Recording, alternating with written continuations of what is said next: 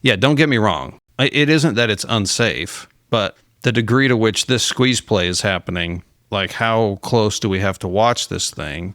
How close are we to this being unsafe is sort of the line between safety and efficiency that I'm trying to get at. Ready.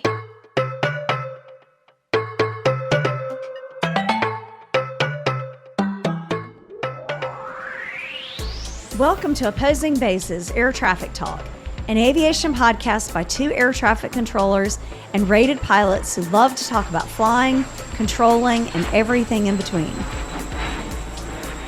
The show is for entertainment purposes only and should not be used as a substitute for your instructor, your supervisor, the FAA, the NTSB, or your CAT. The show will give you a better understanding of how things work in the National Airspace System and maybe even make you laugh along the way. Please welcome retired Army pilot Alpha Golf and first officer at Penguin Airlines, Romeo Hotel.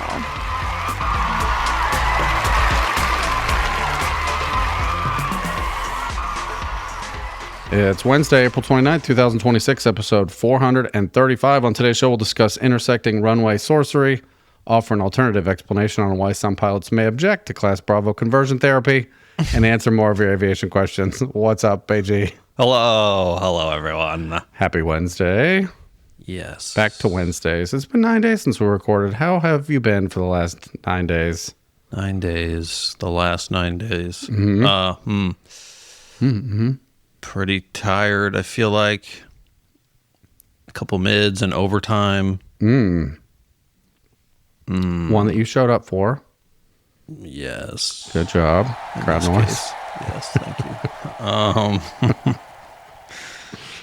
Furniture market is happening.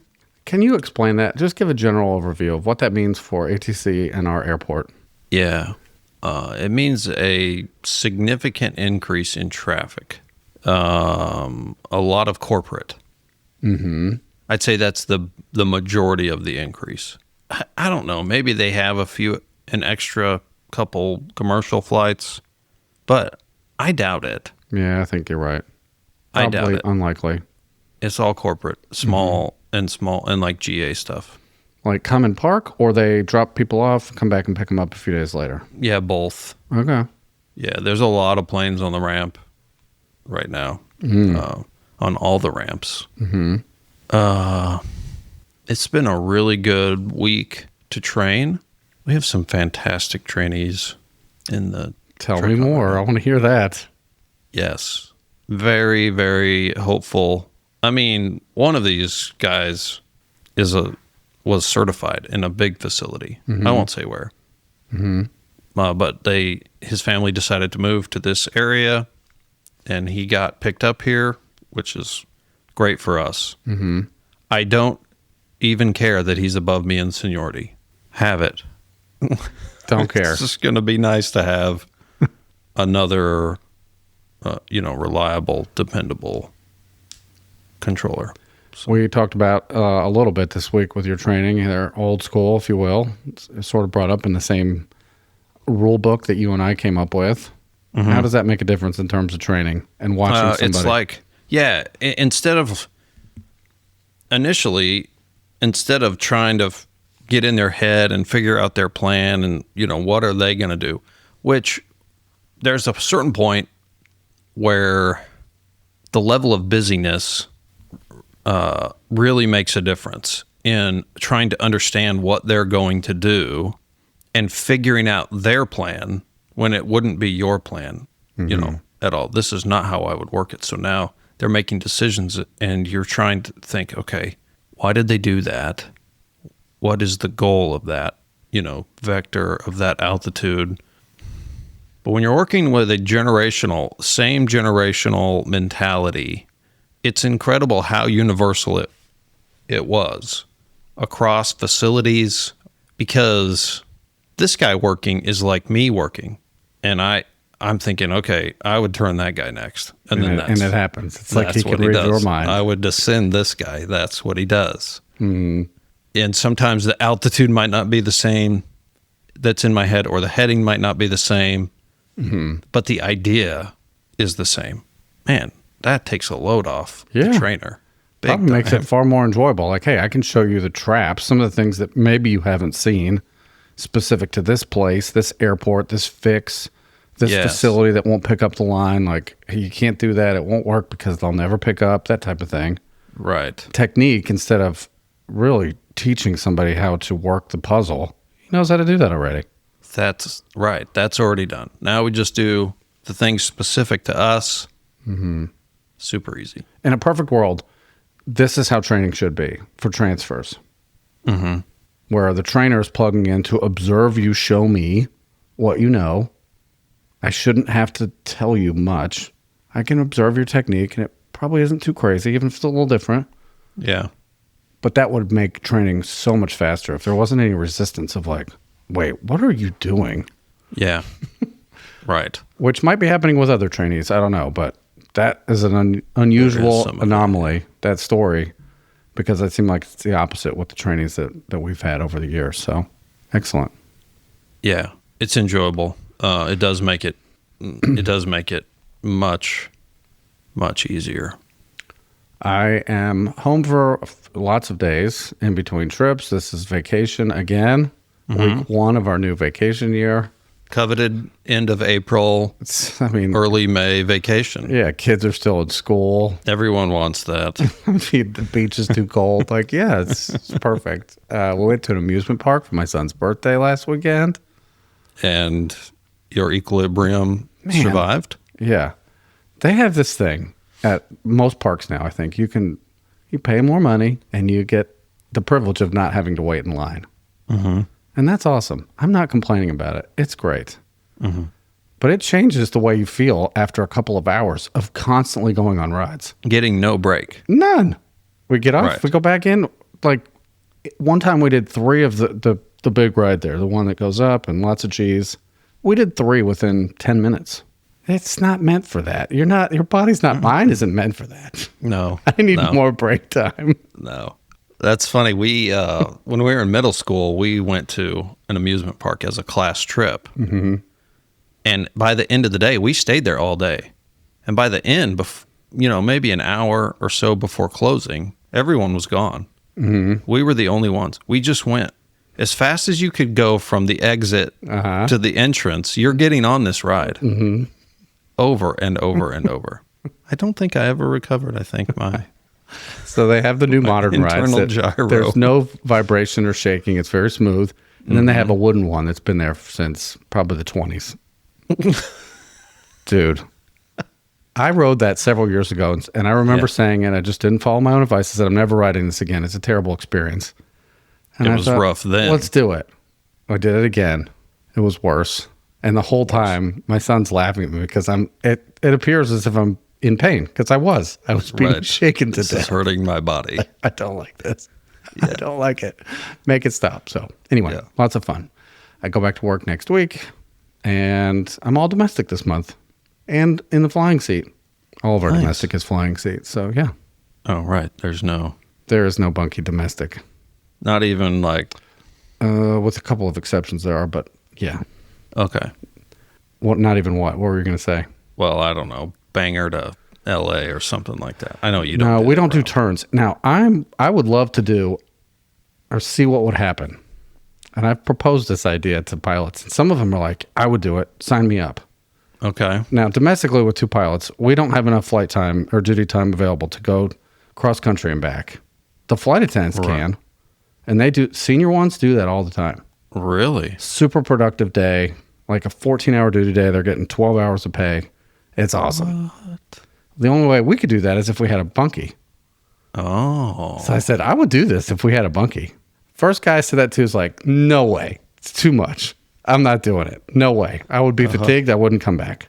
Second guy says, oh, yeah, sign me up. Let's do it. I mean, it'd be a 12-hour one day. That is very efficient in airline world. Right. 5.5 hours is starting to get into productivity. 12 is crazy high. Yeah. Go to work once, work 12 hours. It'd be awesome. Now, I'd probably regret that halfway through the second transcon. Like, whose idea was this? Yours. It was your idea. Here we are. Yeah. Man, In the helicopter, 12 hours would be 2 months worth of flying. Like, we're done. I'm done. I could take 2 months off. Shall we begin? Let us begin. All right. Since OB434, we have some new members on the iceberg. India Victor, Delta Bravo Tango Hotel, Charlie Mike Papa, Bravo Sierra, Delta Zulu Victor Tango, and Julia Papa are new on Supercast. What is Supercast? If you are enjoying the show and you want to take it to the next level, you can join our premium feed.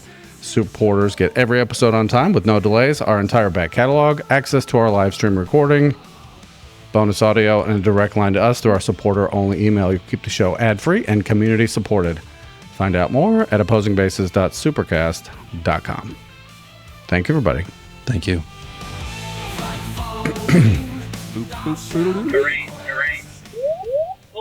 Review and announcements. Review and announcements. We have lots of announcements. We're going to have to split those up, and we have to go at a reasonable pace, or we're going to be here all day. Okay. Okay. Do I? You get the review. I get the review. Interesting title. This 5-star review titled "No Sex, No Drugs, and Rock Your Wings." I like it. As a longtime listener, I have to apologize for the delay in my review. You see, I didn't actually have an instrument rating. What they're saying sounds good, sure, but what if it's all just made up? Oh, I see. Now that I've passed my instrument check right, I can confirm that the knowledge disseminated in this podcast doesn't result in an immediate check ride failure. Did they do it? Did RH and AG create something useful that is also fun? I'll need to spend more time in the NAS to be sure, but at the very least, it's fun and not damaging. And let's be honest, there aren't too many things we can say that about. Kudos to them, Julia Charlie. Well, let me just say this. There have been a few times we may have steered you wrong. We said a wrong thing. Someone corrects it. We always come back and correct it. Right. This show is not damaging. This is not a damaging show. No, it's fun. You're only getting goodness here. Mm-hmm. Excellent. Thank you for taking the time to do that. Some announcements. Penguinaut Romeo Victor passed his CFI check ride. Congrats. Congrats. Send a note. Thank you for the great content, devotion to the craft, and the weekly chuckles. Romeo Victor under the Cowboy Bravo. Congrats. That's a big rating, and good luck with your first student. Number 2. Hi, RH and AG. I just wanted to share that I have received a conditional job offer via the military to Penguin Airline Transition Program. Congrats. Nice. And I'm looking forward to being, or maybe one day, meeting RH in the flight station. Thanks again for everything, Penguinaut Papa Foxtrot. For those of you who don't know, there are programs set up for airlines. It's a hiring initiative by mine, Penguin Airlines. Provides a direct pathway for active duty U.S. military pilots to become first officers. They basically get their, they do their application process while they're still on active duty, and it's their conditional job offers depending on them finishing and separating, and then transitioning right away to that airline. So, excellent, cool. I love it. Congrats. You want number 3? Number 3 from Emperor Captain November Sierra got his private pilot certificate. Congratulations. I wanted to pass along some good news after about 10 years of on and off training and finally committing to a 141 program. I earned my private pilot certificate, and I'm now working through instrument training, living and following my dream. Cool. Your show has been a huge help in understanding the why behind ATC, and it has definitely made me a more confident and hopefully less annoying pilot on the frequency. You've been the other voice in my ear when I needed a break from listening to the I don't know what Pilot that is. Handbook of Aeronautical Knowledge. The PHAC. PHAC. That's on audio. That has to be. That's brutality. If you're listening to that on the road while you're driving, whoa. There should be a warning on there. Do not operate heavy machinery. Wow. While listening to this audio. Anyway, thanks for all the insight and the laughs from Charlie West. Excellent. Congrats. Cool. And you want the last one? All right. Number 4, Penguinaut and fellow Penguin pilot Echo Mike starts OE today. He passed his check right on the 737. Awesome. Congrats. Excellent. They are on OE as we speak, like right now, as we record this. So Nice. look forward to more updates. Excellent. All right, Sneaky Snooper. We're doing a Charlie Alpha segment. Wow. You want to read it? It's Okay. about you, so you should read it. Oh, shoot. All right. All right. This is actual feedback from the Charlie Alpha, the namesake. I love the emphasis you put on the. I don't know how to write that. Maybe italics, but you did it. exactly. It worked. It worked totally. What you did worked. Okay. Yeah. Yes, the namesake of this segment. AG, just wanted to let you know I'm absolutely loving your stories about your time on the Chinook. It's like combat story meets many aviation incidents rolled into one. My two favorite things. Please keep them coming. I have no doubt you have plenty more. You briefly touched on a training exercise in one episode, having to force land in a paddock somewhere. And then when you finally got it going again, it took off like a rocket, and your helpful FO just said, you have control. Would love to hear about that one in more detail someday. No one tells a story like you. Your deadpan humor makes an already good story brilliant. My ferries from the last episode was landing on the cargo ramp, formerly known as Taxiway Foxtrot. Love it. Yours are fine too, RH.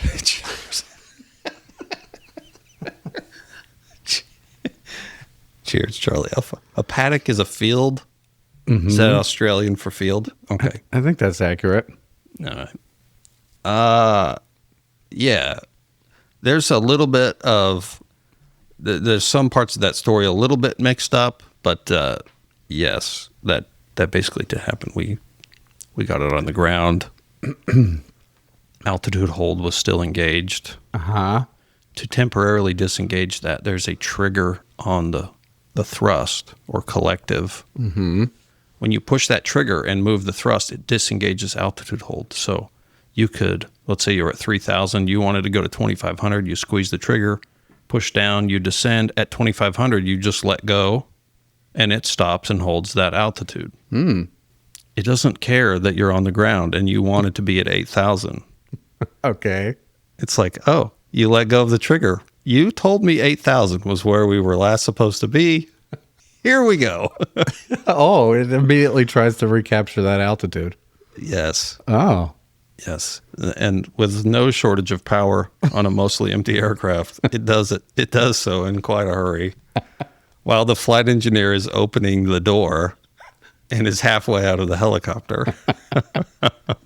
Whoops. Yeah. Okay. This is also a good placeholder as a reminder in one of your amazing stories where, I'm putting this mildly, the controller was less than excited about you dropping this cargo in a place that you were told specifically and explicitly not to drop it. What is the follow-up from that? Did you get a phone call? Did you get in trouble? Yes. How did that story? Okay.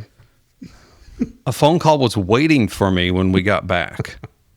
All right. Like I don't remember how long that flight was, 2.5, 2 hours maybe, from Taji back to Talil. And when we walked in, someone said, there's a W5.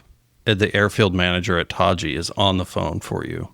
Well, the commander from my company at that time, a major, said, what is this about? I told him the story briefly. He said, I'll take the phone call.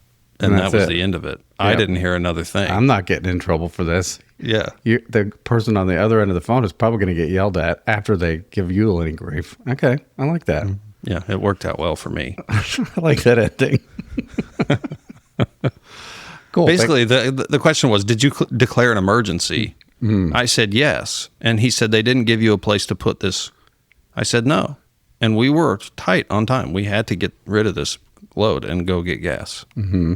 I didn't know if there was a provision for, hey, we're just going to shut down on the field and they're going to bring a fuel truck. I don't know if I didn't know anything about that airfield. I'm sure that would have been available, maybe, but in our minds at the time, that was not available.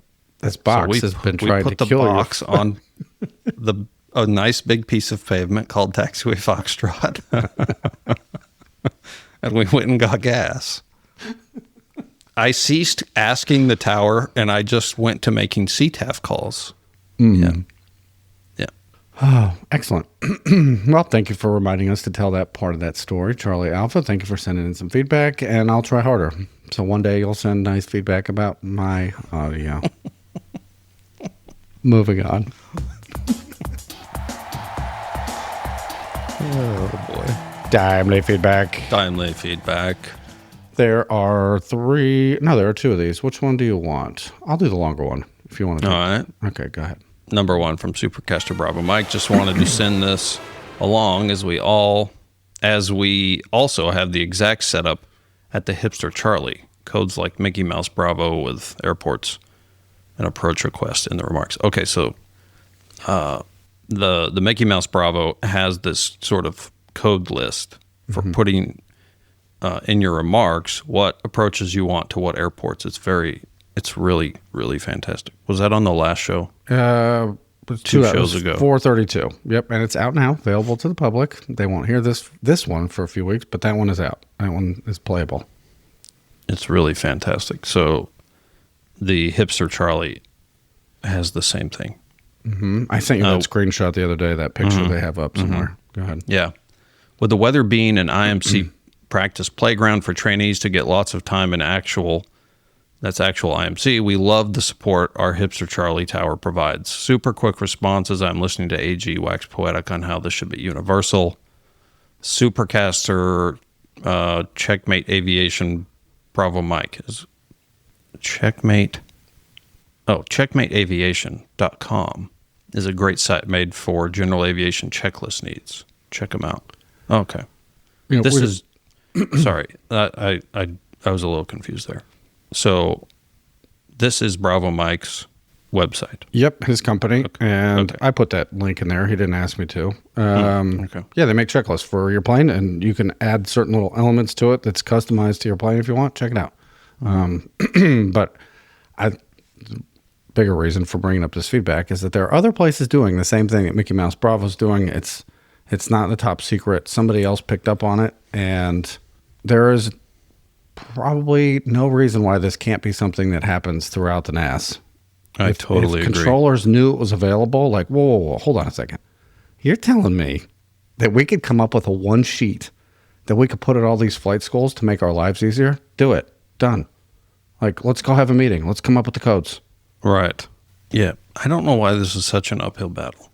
It just feels like I'm the only one that is interested in doing any of this. Maybe if they saw it and they were working it and they realized, there went my light. What happened to my face? Did it look different when it happened? Yeah. Darker. It looked very dark. I gotta fix that. Hold on. That's a must fix. Hold on. The light turned off? Yeah, it ran out of batteries. I thought I forgot to plug it in. Okay. All right, hold on. Yeah, so these like cheat sheets, I guess you would call them, at least two places. I got to believe it's at more places now, have codes for, okay, this airport. These are the 7 airports we do practice approaches to. Each airport has a code, one letter, and then each approach has a 1-letter code. And you just use that to build in the remarks what it is you want to do. That way, when the controller gets the strip, they know exactly. There's no back and forth about what it is that's happening next. And of course, that's all subject to change based on, current traffic and everything. But yeah, Sorry about that. No problem. I totally understand the weather part, being an IMC practice playground. Yesterday, the ceilings were the exact perfect altitude for IFR training. They were 1,500 feet. Everybody was out doing practice approaches to the point where that coat factory, I know at one time there were 2 or 3 holding.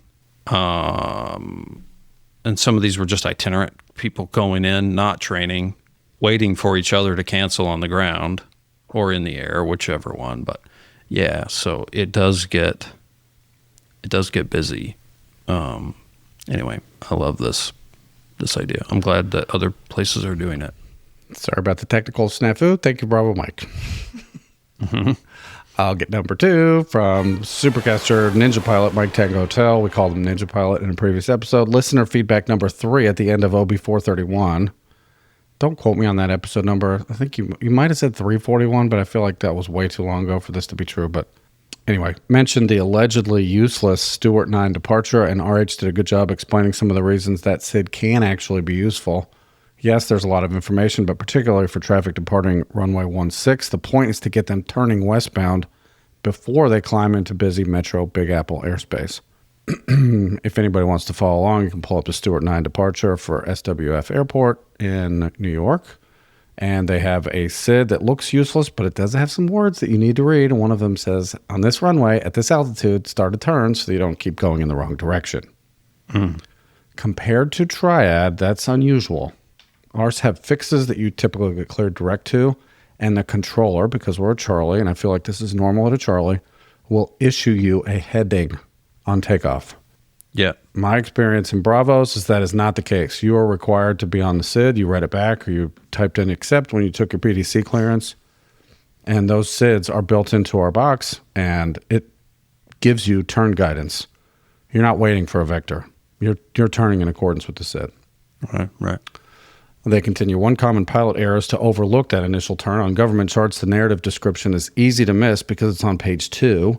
And on page 1, the density of information about the VOR frequencies you're unlikely to use can obscure the graphic depiction of an all-important turn. Totally agree. The same is true of the Prop 1 departure nearby at White Plains, which also has a runway 16 with an even lower turn, 800 feet. For some reason, I find it oddly interesting that tens of thousands of YouTube viewers have listened to the New York TRACON chew out airline pilots for flying runway heading after departing Kennedy or LaGuardia, forgetting to promptly turn and follow the SID on initial climb out. That same thing happens to GA aircraft departing the satellite airports. Preach. If you stay on runway heading and the frequency isn't too busy, the departure controller will politely ask which SID you are assigned to. For some reason, they can't easily look that up and proceed to school you on how to fly that procedure. Don't let me forget to go back to that. Sometimes when traffic permits, they then turn you directly towards your destination, such that neglecting the initial turn actually worked to your advantage. However, I don't know any pilots who would repeat that mistake on purpose. Nobody likes to get publicly corrected by air traffic. The controllers who work New York are some of the best and sharpest around. They expect pilots to be on our game, and it's satisfying when we manage to keep up. Good point. Another tool is in the ATC toolbox would be the Brasher warning, turning the situation adversarial and tense. Thankfully, use of that is quite rare. Instead, the Big Apple vibe focuses on working together to improve safety and efficiency. So listen up and try to do better next time. Maybe fill out a NASA ASRS report after the flight, just in case. All right, I'm going to zoom out. For these airports that are deltas near Bravos, where this turn is important, you're going to penetrate airspace that they don't want you near. And the SID that you took and read back has words on it that say, when you get to this altitude, you're going to make, maybe a 90-degree turn. If they're repeatedly missing that, and I mean more than once a day. Yeah. Maybe it's time to evaluate that procedure. Hey, they're somehow in this process from getting your clearance to getting a takeoff, we have to make sure they understand they need to turn. And that may mean that the local controller issues you a turn before they ship you. I'm going to make sure that you turn because I watch GA do this all the time and I don't want to get back into the back and forth with it. All right. I want you to actually turn. My second thing I want to make sure I don't forget, if you're the controller and you ask a pilot, what SID were you given? Typically that means you did something contrary to what I expected you to do. Mm-hmm. At which point the controller can and should, in my opinion, just give you the turn they want. Well, let's talk about the details later. But starting an interview of which SID did you get, when I know you should have turned by now, and I need you to have turned by now, it's wasted time. Just turn them. Is that fair? Yes, it is fair. But I totally sympathize with that question when it happens over and over. This happens to us, not in the same way, but from satellites, like Mike Tango Hotel mentioned here. This tendency to go runway heading. You're released. You were cleared as filed. You're released. And it is daily, multiple times daily, including jets, small GA, training. They just come out runway heading. Off a non-towered airport where they were given a release. A little bit different. A little bit different, Okay. but the same feeling from the controller side. Like, what are you doing? Why are you runway heading? Right. It doesn't matter until it does, and you fly runway heading into terrain that Right. you were supposed to turn. And I couldn't get to you fast enough. Now you're heading in the wrong direction. Or you never called me. Right. You didn't even check in. Now, we don't have any terrain that's that close to any airports if you flew runway heading. I mean, but we do have one where if you took off runway heading and flew too long without calling me, you won't be able to call. I'll never get you. Now, what are you going to do? I wanted to take this opportunity to say that as a public service announcement. If you were not assigned runway heading, but you were cleared as filed and given a release off a non-towered airport, stop flying runway heading. What The should they controller do? is expecting you when you can, after complying with whatever departure procedure, if there is one, or a diverse departure, turning on course. That is what cleared as filed means, not runway heading. Please stop doing that. It's becoming a problem. All right. And I'll add to that, if you're at a towered airport and they give you a SID and the departure control or the tower controller did not say runway blank, turn left or right, that's a great opportunity for you to look at the SID real quick. Hey, what am I supposed to turn here? Because that's what they expect. Yes. We have said it on the show before. I think we've leaned the other direction heavily, that the tower controller will give you a turn. That's not the case everywhere if you were given a SID. If they Right. didn't give you a SID, you're going to need some help. What do you want me to do after I take off? Fly right Right. heading, turn left or right. But if you're on a SID and it has a description that requires a turn, that's yours to comply with. Just like as filed, like your example at a non-towered. You're required to comply with an ODP, which won't be given in a clearance in most places. And if there is none, at 400 feet, your IFR, turn on course. Go to your first fix filed. That's what they gave you. That's what the clearance was. Right. Cool. Sorry. No. It just happened yesterday, and it was a problem. Okay. It became a problem. And the pilot calls and says, how long do you want us to be on runway heading? I said, were you assigned runway heading? They said, no. Then never. I never wanted you on it. No one ever wanted you on that. You're doing that to yourself. There's a disconnect in how that's taught. So instrument students out there, you may have learned this once and then just never had it happen again. You left places where they gave you positive control from the ground. You're not used to going to a non-towered airport. It might be unfamiliar for you, but this is a great reminder. Cleared as filed means to turn on course at the appropriate altitude. The other thing that happens all the time is releases. When the controller says you're released, void if not in 10 minutes. That is not a takeoff clearance. You have to pay attention to the traffic that's in the pattern there, that's on fine hole, that's, you can't just go blasting off into the world thinking that's a takeoff clearance. It is not a takeoff clearance. Two different things. Two different things. Sorry. I just want to, it's becoming a thing. It's so common. It's daily. Someone says, all right, we're clear for takeoff. No.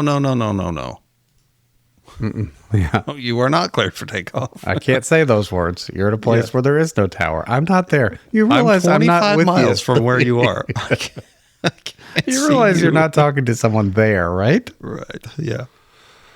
All right. Cool. I'm glad we got to work that out. Yes. All right. Moving on. Fates Chat Music.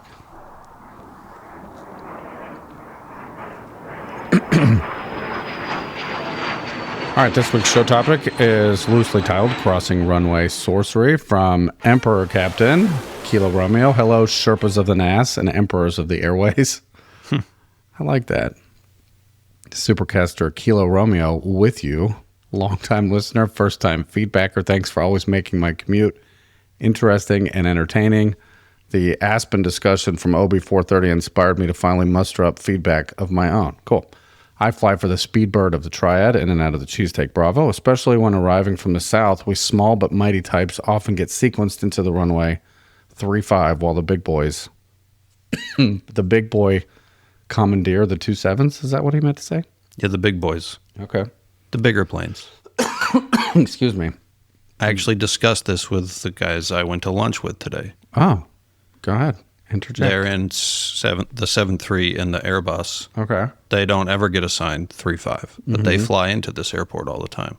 That used to be the Dash 8 runway. Now it's the regional jet runway. That's popular? Basically. Yeah. All right. So we're talking about an airport with crossing runways. And they use them actively all the time. All the time. It is a normal operation. Yes. Put normal in quotes. Okay? Mildly scary for controllers like us. So there we are the other day, descending into runway 35, hunting for the lower traffic on final for 27 right, against a backdrop of skyscrapers and bridges. Fun. Doing the mental math, refreshing our go-around profile, all while quietly wondering, is this actually going to work? Out of nowhere, the robot voice in our ear, as if reading our collective final approach anxiousness, rings out, spacing looks good. Pleasantly surprised, yet somewhat skeptical, we continue and land uneventfully. All right, there's a lot to break down in this, so we're going to stop at each question. How about that? All right, here's my three-part question. Part one, when working radar and sequencing airplanes to intersecting runways, what techniques are you using to keep metal from meeting metal, both on landing and during rollout? Take it away. All right. What kind of magical sorcery are you using at Triad? At Triad? Well, we do have some crossing scenarios that are, I would say, used a couple times a day. They're not nowhere near the use of this big Bravo airport in the Northeast, but... So we don't have any automated tools to help us accomplish this. It's just a learned... It is a learned technique. What is going to work and what is not going to work, and who really needs to be through the intersection first, depending on what your planned sequence is and which runway you're on. So where the intersection is on the runway really matters. It really matters, because if it's 9,000 feet down the runway, like for us on 2-3 left, the crossing runway is way down there. It's 9,000 feet. So that plane is going to be on 2-3 left for a long time. It's never going to go through the intersection, most likely. So it has to be off the runway before the 3-2, the crossing runway, can cross the threshold. Right. Now, if you make the 3-2 guy first, that's fine, but they need to be through the intersection. Okay. And you kind of need, if it's going to be a tight squeeze play, you need to convey that to the pilot. No delay through the intersection. Yep. When you touch because down... they will land and slow down. Yeah. All right, let me review. If I had to sit down with a trainee today and we were on 2-3s and somebody wants to land 3-2, my experience tells me 3-2 has to be number one. And I tried to figure out why I would say that.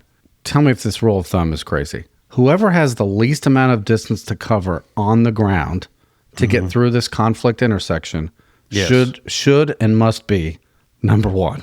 Yes, in a squeeze type. Otherwise, you just have to make it like extra space, right? Yes. A ton of extra space. Right. So that means that if you're going to accept this 3-2, there has to be less distance over the ground in radar world to cover to get them, one, to get to the airport, and two, get through this intersection before number two crosses the threshold.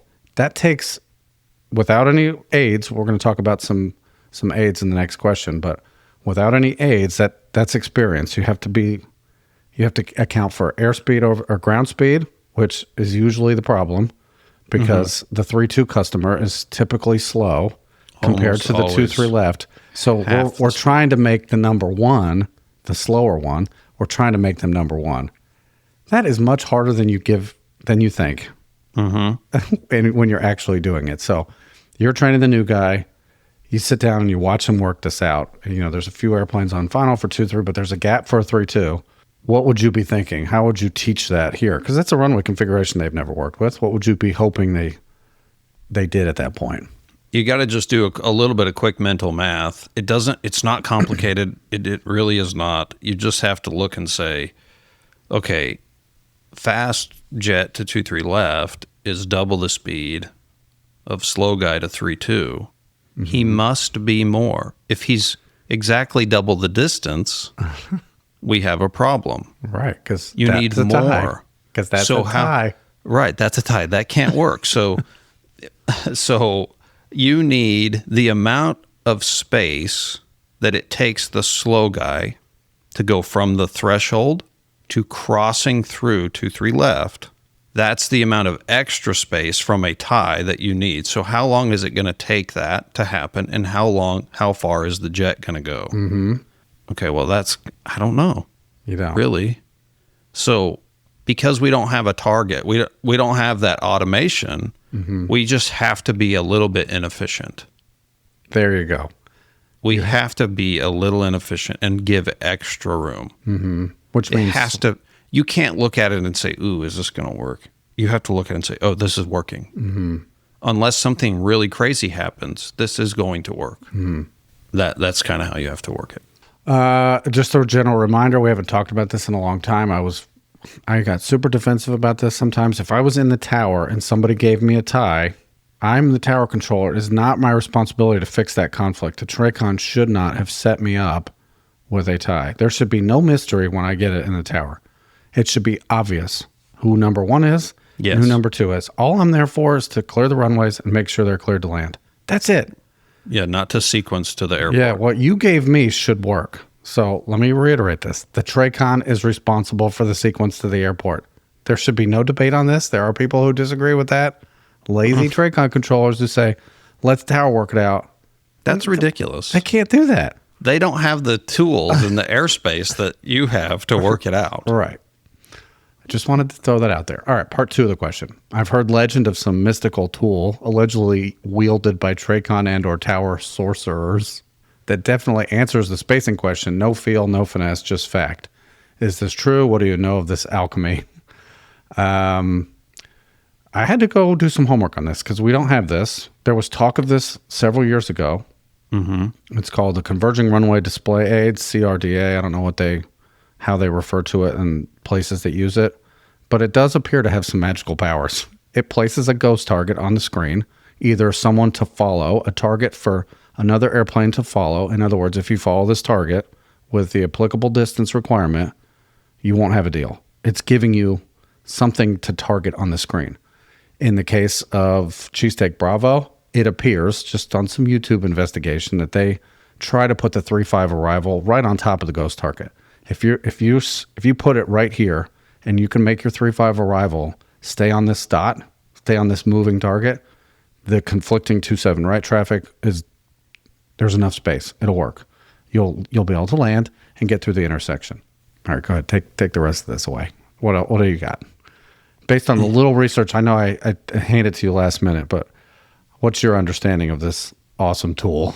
Yeah, so like you said, we don't have it. We do, I believe, have the infrastructure to have it. Okay. It just would take somebody setting it up. What are the parameters? Where, how do you want this target to display? So the way that this is working at Cheesesteak is that the aircraft on final for the big runway displays a target, a ghost target, on the final for the crossing runway. Mm-hmm.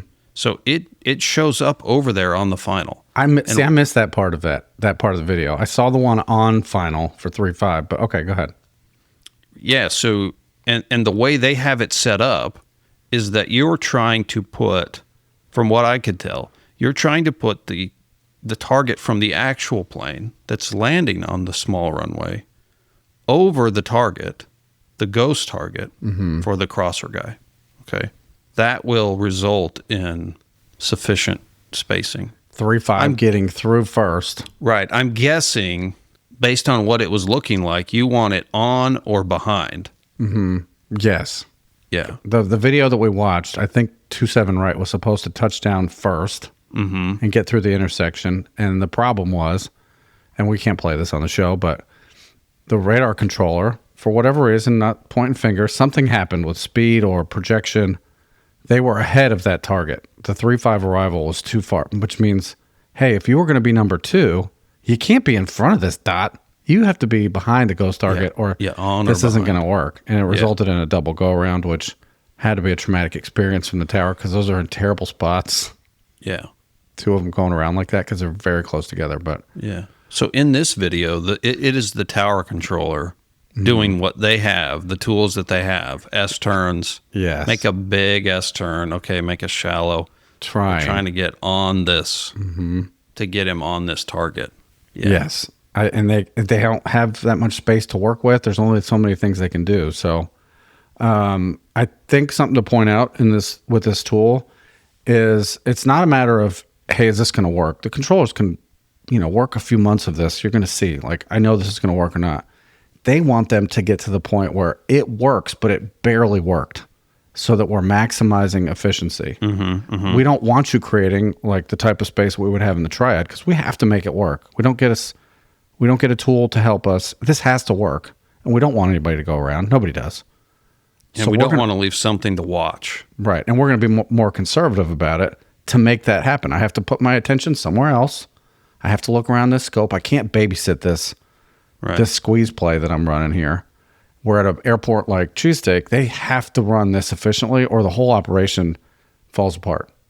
Yeah, so then you're talking about delays in the entire NAS. Yeah, so that target is meant to, no, I don't want you to give it extra room. Put the airplane right on this target. Yeah. We're telling you it's going to work.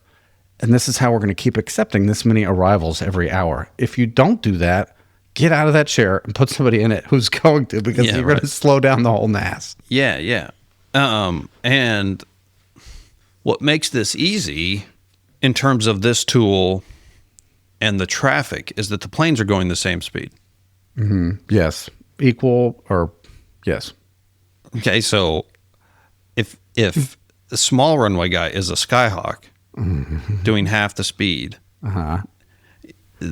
the usefulness of this tool decreases significantly, okay? Because now you need this target to catch up to from behind the actual plane. Right. And come together right at the threshold, basically. You're trying to create a tie with slow guy and the ghost target at the threshold. With different speeds, that big of a difference, it would be very difficult. It's super difficult. Now you're just back into the problem that we're dealing with all the time. Where the ghost, and that's why we kind of decided the juice isn't worth the squeeze on figuring out this ghost target, because it's a math problem anyway. Right. Yeah. So, and a couple times you do it a day might not be worth learning it.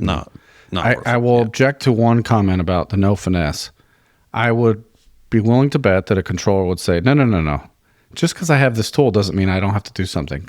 For me to get my targets on this spot, I'm sure it requires finesse. It's just they're moving their required work, mental activity further back in the problem to make that work. They're not waiting until like, we're inside of 10. Who's first? No.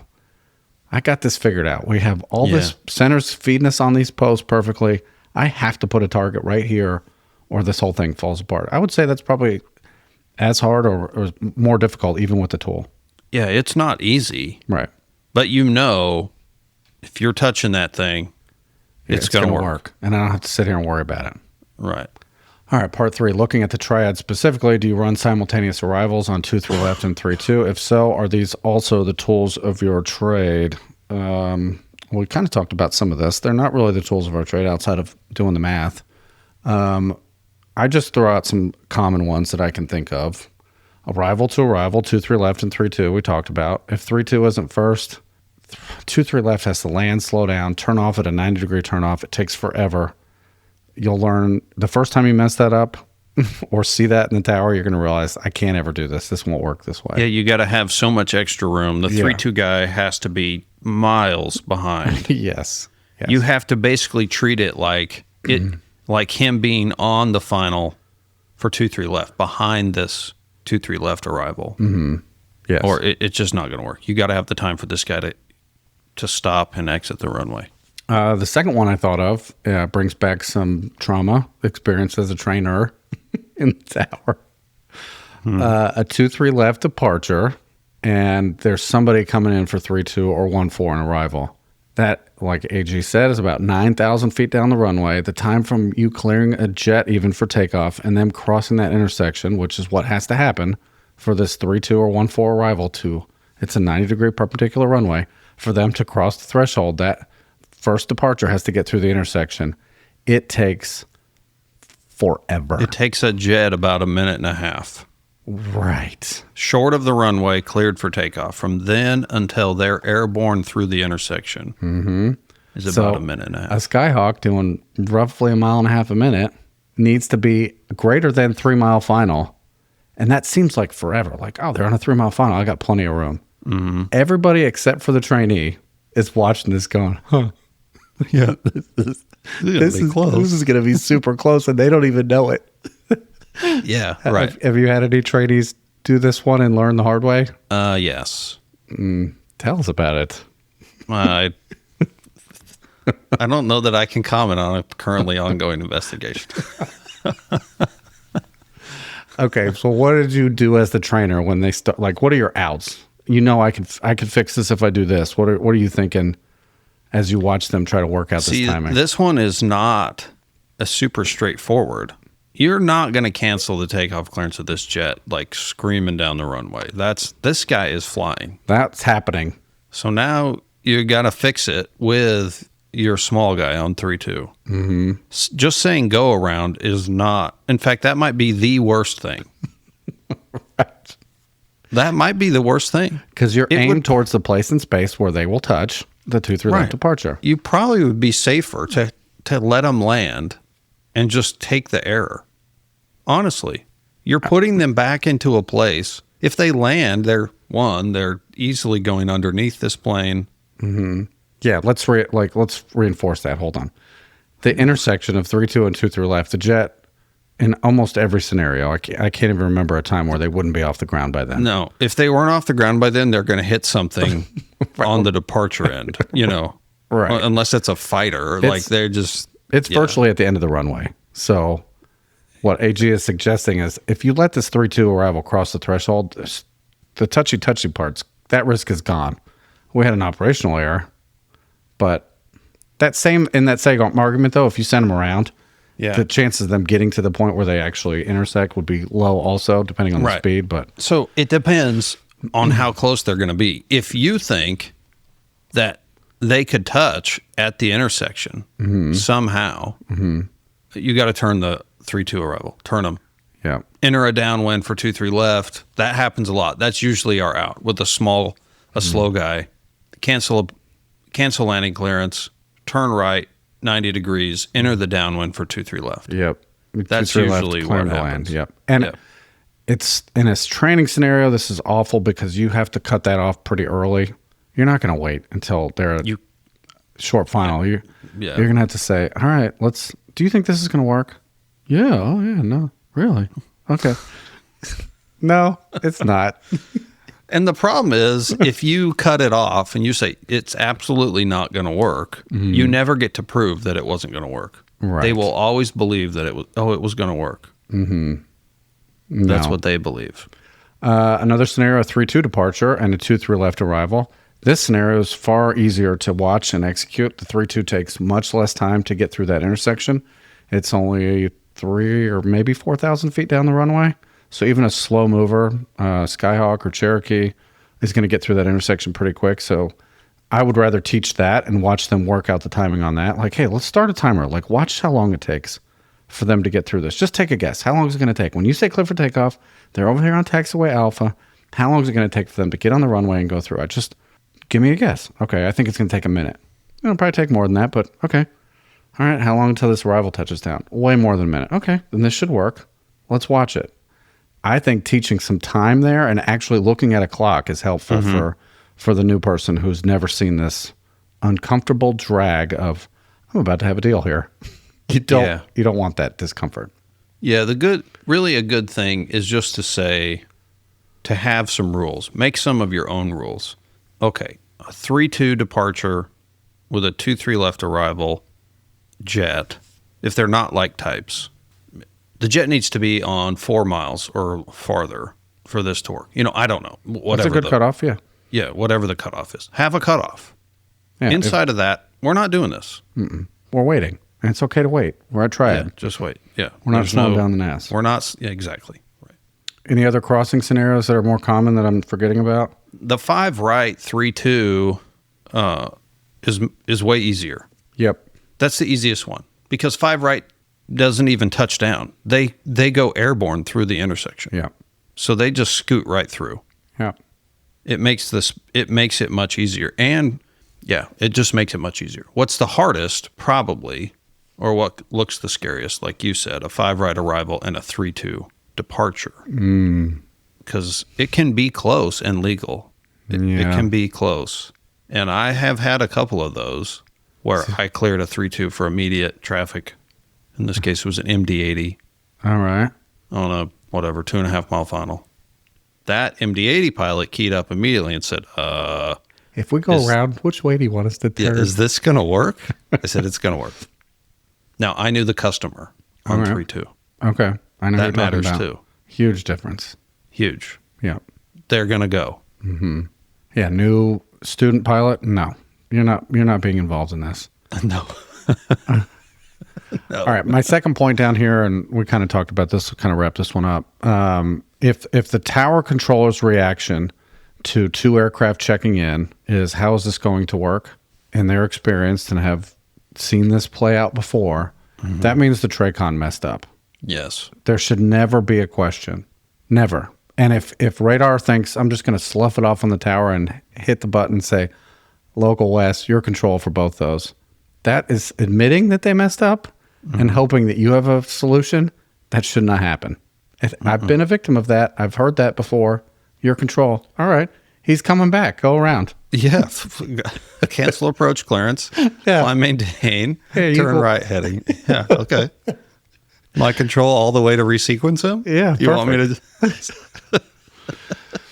to? And one last point. The tower traffic, if you're working the tower and you have pattern traffic, you need to account for what's coming. Absolutely. You do not have right of way. I know this creates a little bit of anxiety, and some people get upset about this. I was in training one day on radar, and a supervisor said, "Hey, look what's going on in the tower. You think that's going to work?" And I said, "How am I supposed to know? That's on them." Yeah. Okay. Now there are some exceptions to that, and we actually discussed this yesterday. Okay. That what you're saying is true. Tower must eat what radar feeds them. Eat it. And Cold you make broccoli it work. with no ranch. Just eat it. The times where I'm willing to sort of try to help them, they have a 747 in the pattern. That's different. Okay. Okay. Right. They have a 757 in the pattern, a P8 in the pattern. Like, they got their hands full. It doesn't help anybody for me to jam jets in 3 and 4 miles apart with nowhere to put this 7.5. Agreed. Spinning over downtown. Agreed. Like, this is not helpful. So yeah, because they're just going to say, "All right, contact departure," and make it your problem. That's exactly what I would do. Okay, you're not going to give me space. You make the space, because, like I said earlier, the tower doesn't have the space to figure this out. Radar has huge amounts of airspace to vector jets around and make a gap for a tower to put their jet pattern. Now, if I'm busy, and this was the other caveat, if I'm busy and there's just planes coming in like there was yesterday, sorry, tower. Here they just come. tell your pattern work unable. Right. Like, hey, you're going to catch a delay. We got 15 arrivals coming in the next 20 minutes. Right. If you need to do approaches, now would be the time. Go back to radar. Yeah. Yeah. Or go to Duke. Ha ha ha. Yeah, right. That you're here for a reason.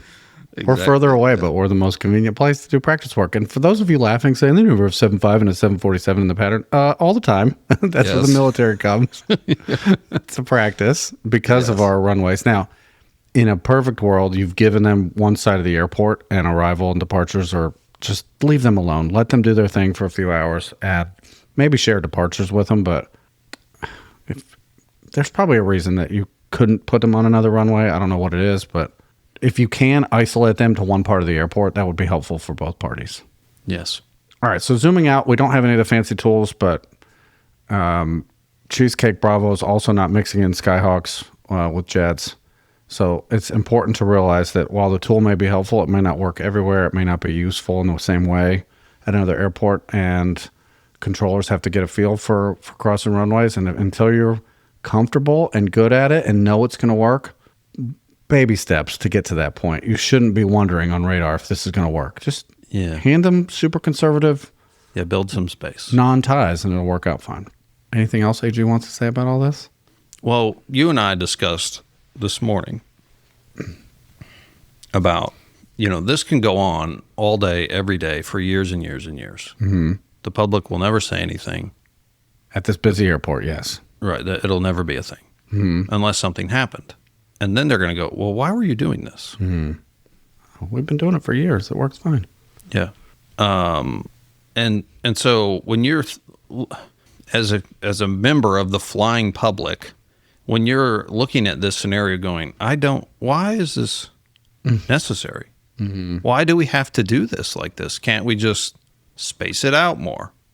Right. Everybody goes to one runway instead of crossing. Okay.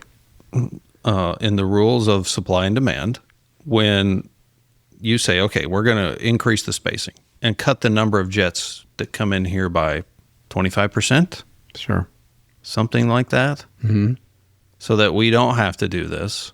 Well, when you cut the amount of supply, demand increases and price increases. Mm-hmm. So now your plane tickets just went up and you might not even get one. Mm-hmm. These planes are full and they're expensive. Mm-hmm. That's why this is happening. We're being as efficient and maximizing the use of the runways available. You can't have it both ways. Right. You can't have it both ways. Agreed. It is the blending of safety and efficiency. That is what this whole system is about. Let's be efficient and let's be safe and work somewhere in the middle of that, because you can't do both 100%. You can't do both 100%. If you want to be 100% safe, like this is never going to be, you're going to work a tenth of the amount of planes into a place. You can't have it both ways. Well, it's always safe. It's just a matter of the degree of discomfort to keep it safe. That's what I'm saying. Yeah. No, you're right. Don't get me wrong. It isn't that it's unsafe, but the degree to which this squeeze play is happening, like how close do we have to watch this thing? How close are we to this being unsafe is sort of the line between safety and efficiency that I'm trying to get at. Understood. I just know what people would say. Why are you doing this? Yeah, so your tickets are cheaper and you don't have delays. Right. Every single day. Mm-hmm. It's already like, it already operates on the thin margin of fragility where the smallest little thing creates ripples, and then the whole East Coast is just gridlock. Mm-hmm. Yeah, to keep your tickets cheaper, I guess, really. Okay. I think that's a good point to end it on. Okay. I was going to do a shout out to the controllers up there real quick. Oh. You do a great job. They do. They do a great job. I will say I would be very uncomfortable if I was trading in that tower, because you're watching close, like the airplanes are getting very close. Yeah, the tool says it's going to work. It would be very hard for me at the beginning not to key up and say, hey, if one of you is going around, this is the one I need you to touch down. Land the airplane, because this problem gets super ugly if you both go around. It would be very hard not to say that. And maybe they all have at one point, and someone said, stop doing that. They're not going to both go around. Until they both did. And right. You're like, now what do I do? Well, so I felt like in that video that you sent that was implied. I did too. The controller said, this is going to be close. If it's just a go around, it's the 3.5 guy. Okay. You on 2.7, put the wheels on the ground, please. You are landing. Let the other guy go around. That's the go around plane. Okay. So shall it be written. Excellent. Anything else? We got a couple feedbacks, and then we'll be all set. Okay. All right. No, I don't. Thank you for the awesome question, Kilo Romeo. Sorry that took a little bit, and hopefully we answered your questions, as long as it took us to do that. Good question. All right, moving on. Right.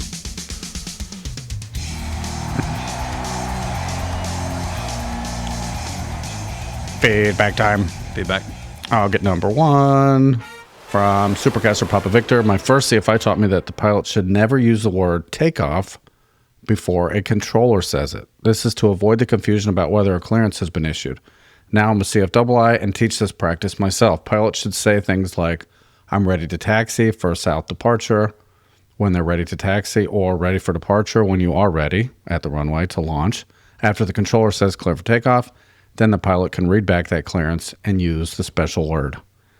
They sent us a video where a controller, I thought, was very nice about it. He didn't, chastise the pilot, but a pilot said they wanted to take off. That was, it might have been a student pilot or, lower time pilot I had to really think back if I ever heard a pilot say that when they want to taxi.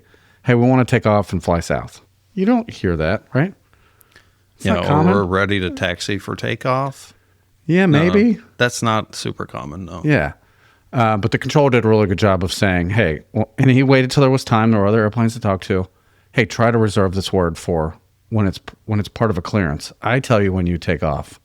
I don't want anybody to get confused, which I thought was good. The controller said that this is something that is taught to controllers, and I don't remember this being taught to me, and maybe I just knew it being a pilot, but it doesn't seem to be taught to pilots. The video illustrates a pilot gently asking pilots or a controller asking pilots to avoid the word until it's being read as part of a clearance versus your intentions before taxi. What are your thoughts and experience with this? Again, I came into air traffic world as a pilot already, as did you. Mm-hmm. I don't know that I ever requested to taxi and included the word takeoff. I think this is a good rule of thumb. I do too. Save it for the clearance. I'm not sure you're going to find anything in a book that explicitly prohibits you from saying it. But I'm not aware of one, but it's typically not even common down there short of the runway. Right. I'm ready to go. We're ready for takeoff. Mm-hmm. That doesn't. No. I feel like it's not super common. And I definitely agree that it shouldn't be used. Yeah. And good for you for teaching it to your students now. Yeah. Because they may not read it and they may not have been told it. And there's a perfect example of why it might get confusing. So, yeah. Well, we're on the topic of holding short of the runway and saying you're ready to go. Mm-hmm. If the controller just responds, Roger, leave it at that. What we're trying to avoid, at least me, now some controllers don't have a problem just saying, Roger, landing traffic, hold short, runway 23 left. Okay, the second I say that, you got to get a read back. I have to have a read back, and I have to have it with a call sign. Now there's all these boxes I got to check. Mm-hmm. And if those boxes don't get checked and I let that guy land, somebody's going to ask me, yeah, how did you accomplish that? Right. So for me, you said, we're short of 23 left, we're ready to go. I just acknowledged that. Mm-hmm. I heard you. Okay. That's all you said when you said Roger was, I heard you. Yeah. And now on the pilot side, if you hear that, resist the urge to ask more questions. Yes. Perhaps you're not the only person in this scenario. Right. Huh. It's possible you can't see the reason you're not being cleared for takeoff. Sit there and enjoy the sound of the engine for a few minutes. Just let it be. Mm-hmm. I'll rewind on that one. Just zooming out, for those of you who don't know, if you're taxiing to an active runway, the controller does not have to tell you to hold short of the runway that you're taxiing to. It's implied. But as soon as they say the words hold short, landing traffic, they have to get a read back per the book. It's silly. I've gotten into this argument before. I've done the Roger. Well, you didn't tell him to hold short. I know, because he's stopped already in the exact place that I expected him to be stopped. Right. Why am I going to start this back and forth? Yeah. Don't get me started. I don't want to do it. I don't want to do it. I just said I heard you. Right. Sometimes you will get ignored. They don't want to even start a dialogue with you. That's a good time for the controller to go find somebody else to talk to so they realize that you're alive. I hear this person talking.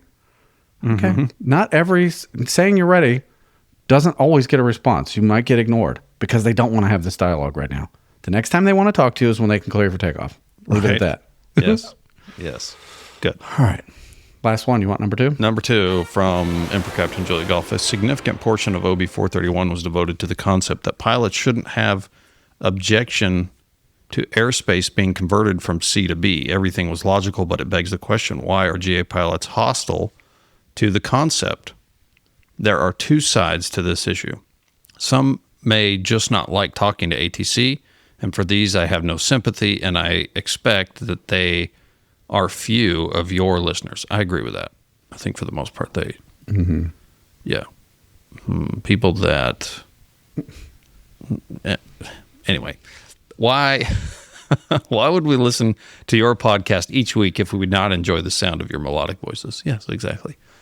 The hostility may come from how they have been treated by some Bravo controllers. Flying a little single prop, I have been treated well by Bravo controllers near the nation's capital, other places, and even Windy City. On the other hand, when flying in the vicinity of Metroplex, unless landing, GA aircraft are generally treated as mosquitoes that need to be swatted away. If VFR... I was surprised to read that. I am too, because I have heard the opposite also. Me too. And now I have been exposed on a more regular basis to a controller that worked that airspace. Mm-hmm. And I feel like from what they've said, they're pretty accommodating when they can be. Okay. There are times when they cannot. We just can't. Mm-hmm. But right now we can. And we will. So, need to be swatted away. If VFR, the only thing that the controllers have to say is stay clear of Bravo airspace. If IFR, stand by to copy a routing taking you near Canada or Mexico rather than Metroplex. Forgive the slight exaggeration. So when you say, if they make it a Bravo, it doesn't mean you can't go in.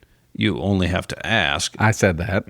Yes. Okay. It's a generalization. Okay. All right. I take it with more than a grain of salt. If Bravo controllers don't want GA pilots to think of them as exterminators, treat us with a little courtesy. Apologies in advance to the many Bravo controllers who like GA pilots in their itty-bitty aircraft.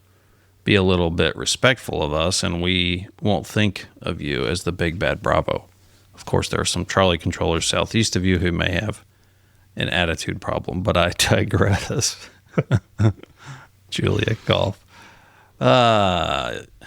This is a tough conversation. There's just, because I sympathize with both sides. Mm-hmm.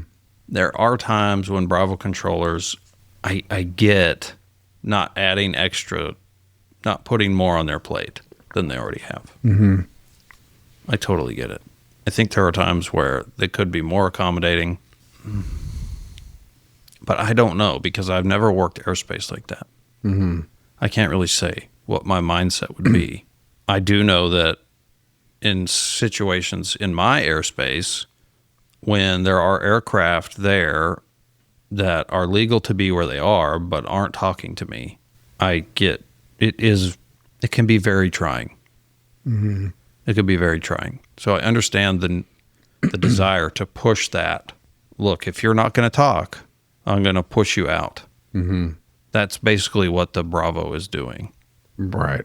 That is what's happening in this area. They are working it like Bravo now without the protection of the aircraft having to get clearances to be in places where they don't want them. Yeah. Near their finals and near their departures, which in Charlie is perfectly legal, very close to those places, and very inconvenient places for planes to be. So yeah. So while I agree that it's probably not people listening to this show, unfortunately, there are many, many out there who don't agree with that, mm-hmm. and they are the ones that have created this monster. Mm-hmm. By your non-participation and unwillingness to accept, a change to your route, mm-hmm. to go around, to go to different altitude, to do something you didn't exactly want to do, the FAA has just had to say, okay, fine, we are going to make airspace you can't go into. Right. Yeah, that is an effect. I'm going to zoom out a little bit. And this is probably true at Triad. I know it was. On different sides of the schedule. It could be the same crew on a different part of the day. Or, I'm sorry, a different crew on the same part of an actual day of the week. Mm-hmm. Wednesday morning versus Wednesday night crew. Totally different styles of working.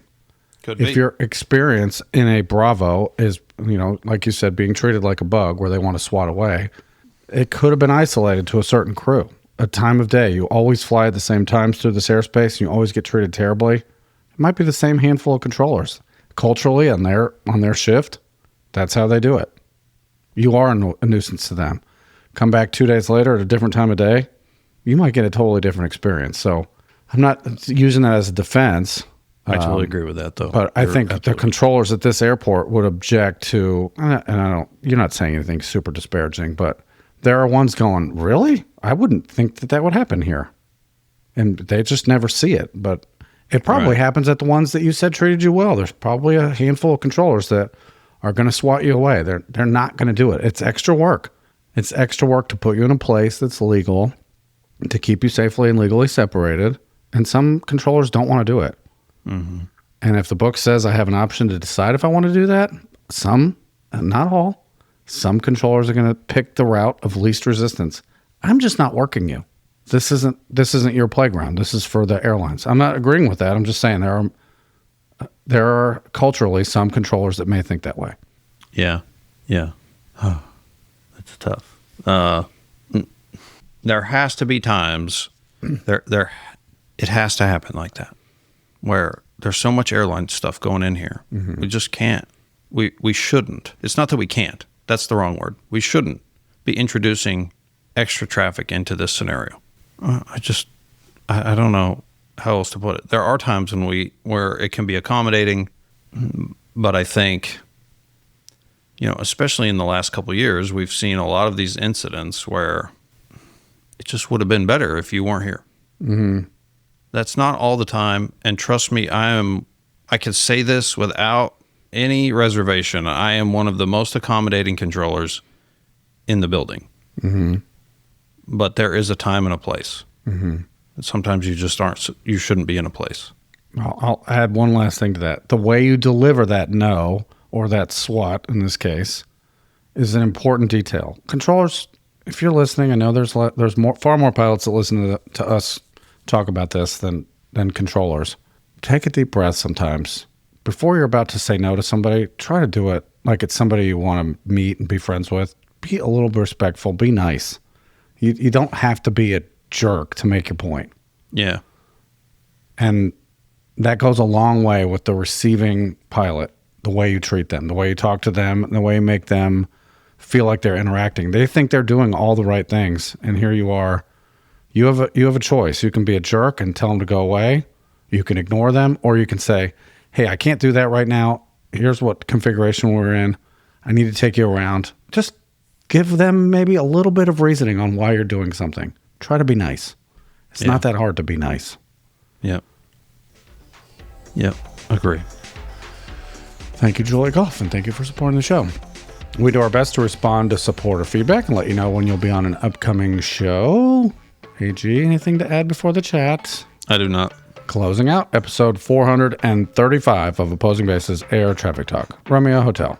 And Alpha Golf. Goodbye, everyone. Drop. Opposing Bases is a listener-supported, ad-free weekly podcast. The views expressed on the show do not reflect the opinions or official positions of the FAA or Penguin Airlines. Episodes are for entertainment purposes only and are not intended to replace flight instruction. To get on-time access, bonus content, and full archive access, join the crew at opposingbases.supercast.com.